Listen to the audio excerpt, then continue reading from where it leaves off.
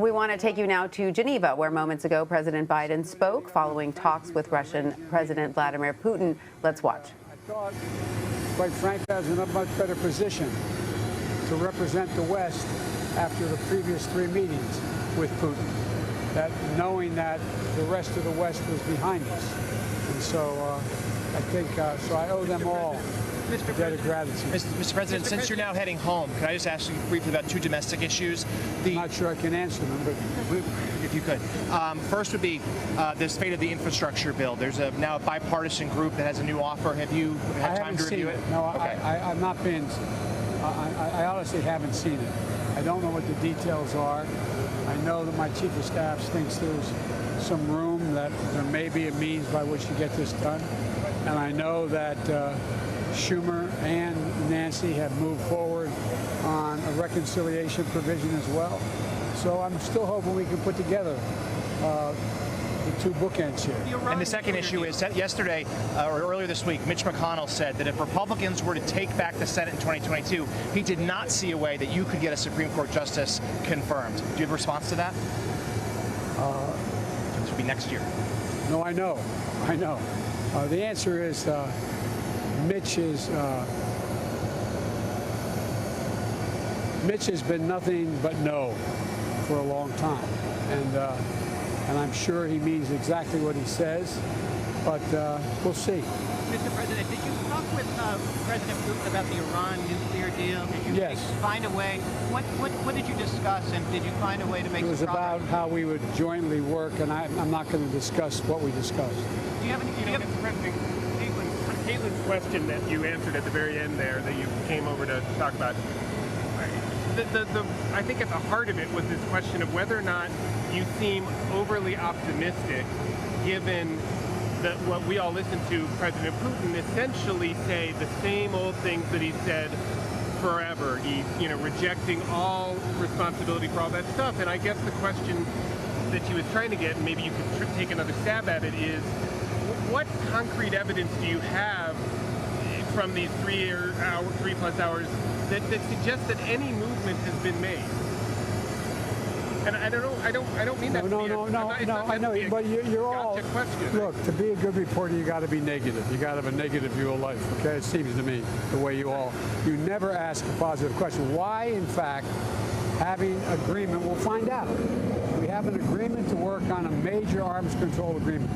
I started working on arms control agreements back all the way during the Cold War. If we could do one in the Cold War, why couldn't we do one now? We'll see. We will see whether or not it happens. But the thing that always amazed me about the questions, and I apologize for having been short on this before. If you were in my position, would you say, well, I don't think, man, anything's going to happen. It's going to be really rough. I think it's going to really be bad. You guarantee nothing happens. You guarantee nothing happens. So there's a value far, there's a value to being realistic and put on an optimistic front, an optimistic face. Look, you all said the same thing about the, what was going to happen when we had the first meeting of the 7. Oh, Biden, they're not going to buy Biden stuff. They're really not really. Any of you find that? Did that happen? Any of it? A little bit, just a little sliver of it. When I went to meet with NATO, oh boy, they're not going to be happy. They're all going to be against Biden meeting with Putin. They're not going to want that. Did you hear a single solitary syllable?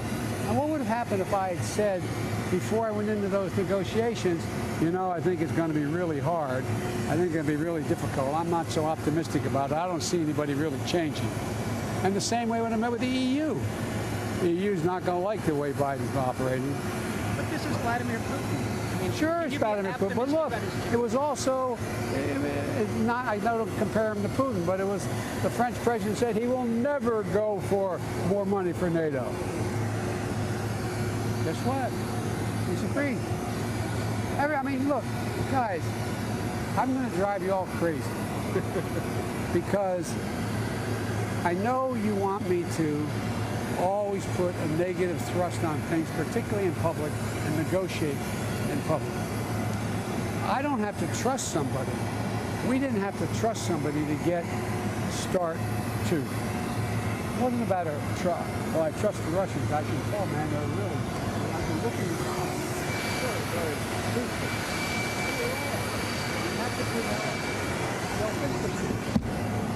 They're self-interest. I don't trust anybody. Look, I've got to get in the plane, but I'll say it. You'll hear me say this more than once. You can go when you want. Yeah, no, but here's the thing, folks.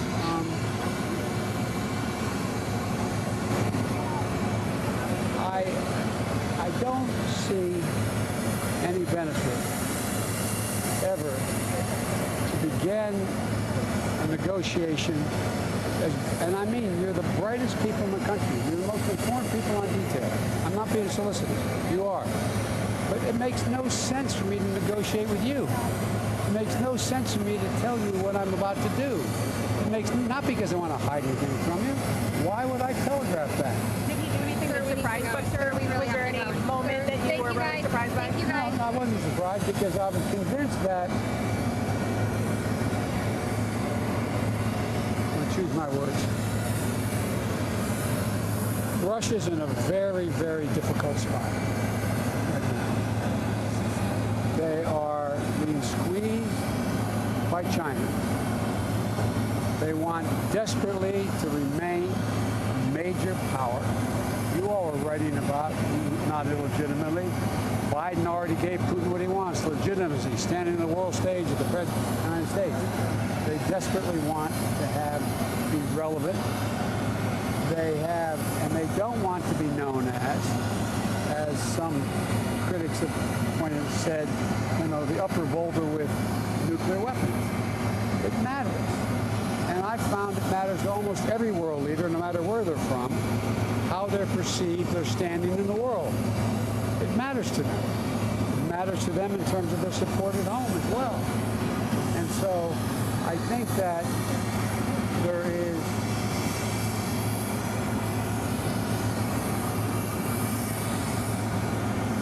I'm trying to think how to shorten this so I can get in the plane. I'm of the view that in the last 3 to 5 years, the world has reached a fundamental inflection point about what it's going to look like 10 years from now. I mean it literally. It's not hyperbole. It's not like I'm trying to pump it up. I think it's a genuine reality. And so each of the countries around the world, particularly those who had real power at one time or still do, are wondering, how do I maintain and sustain our leadership in the world? That's what the United States is going through right now. How do we sustain us being the leading, most powerful, and most democratic country in the world? A lot's going on. I don't know about you. I never anticipated, notwithstanding, no matter how persuasive President Trump was, that we'd have people attacking and breaking down the doors of the United States Capitol. I didn't think that would happen. I didn't think I'd see that in my lifetime. But it's reinforced what I've always known and what I got taught by my political science professors and by the senior members of the Senate that I admired when I got here.